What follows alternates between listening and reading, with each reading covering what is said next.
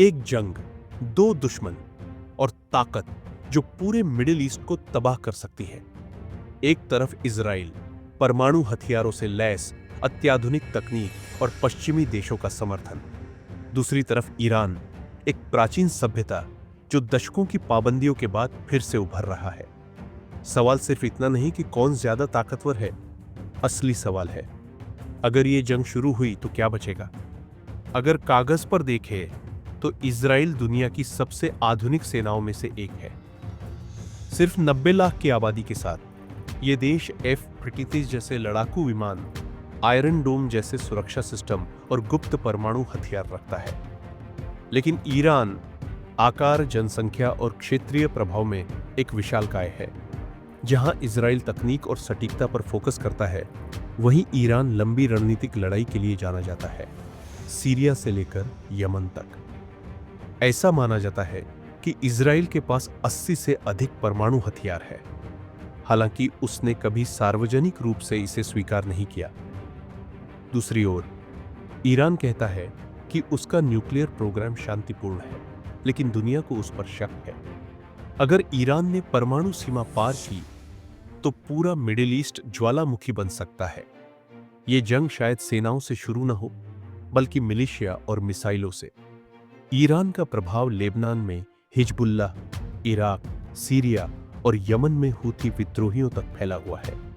वहीं इजराइल को America, UAE और शायद सऊदी अरब जैसे छुपे सहयोगियों का साथ प्राप्त है। यह सिर्फ युद्ध नहीं, यह विचारधाराओं, धर्मों और भू राजनीतिक रणनीतियों का टकराव है। बस आप कहें, हाँ, ये जंग सिर्फ मिसाइलों और टैंकों से नहीं लड़ी जा रही। असली लड़ाई चल रही है कंप्यूटर स्क्रीन के पीछे। इजराइल की यूनिट 8-2000 दुनिया की सबसे घातक साइबर एजेंसियों में गिनी जाती है। उन्होंने ईरान के परमाणु सिस्टम तक को हैक कर दिया था। लेकिन ईरान भी पीछे नहीं है। उसकी साइबर फोर्स ने इजरायली बिजली व्यवस्था से लेकर सरकारी सिस्टम तक में सेंध लगाई है। ये एक छुपी हुई जंग है, जिसमें बम नहीं बल्कि कीबोर्ड चलाए जा रहे हैं। जहां इजराइल एक हाईटेक इकोनॉमी है, स्टार्टअप्स और पश्चिमी निवेश का गढ़, वहीं ईरान को दशकों से पाबंदियों का सामना करना पड़ा है।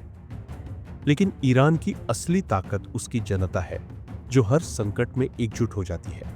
जैसे जैसे तनाव बढ़ता है, आम लोग डर, भूख और तबाही के बीच भी उम्मीद का चिराग जलाए रखते हैं। कभी आपने सोचा है, इन जंगों का सबसे बड़ा खामियाजा कौन उठाता है? जवाब है आम इंसान, बच्चे, माएं। वो जो न तो हथियार उठाते हैं, न फैसला करते हैं, फिर भी सबसे ज्यादा पीड़ित होते हैं। अगर कल सुबह ईरान और इजराइल के बीच जंग छिड़ जाए, तो मिसाइलें सिर्फ सीमा पार नहीं करेंगी, वो पूरी मानवता की आत्मा को घायल करेंगी। हजारों जानें जाएंगी, लाखों घर उजड़ जाएंगे, और जो बच जाएंगे वे डर, दर्द और नफरत के साथ जिएंगे। ये जंग जीतकर कोई नहीं उभरेगा, क्योंकि जब धर्म, शक्ति और अहंकार टकराते हैं तो इंसानियत हार जाती है। तो सवाल अब ये नहीं कि कौन ताकतवर है, सवाल ये है, क्या हम इस ताकत का इस्तेमाल दुनिया को बचाने के लिए करेंगे या मिटाने के लिए?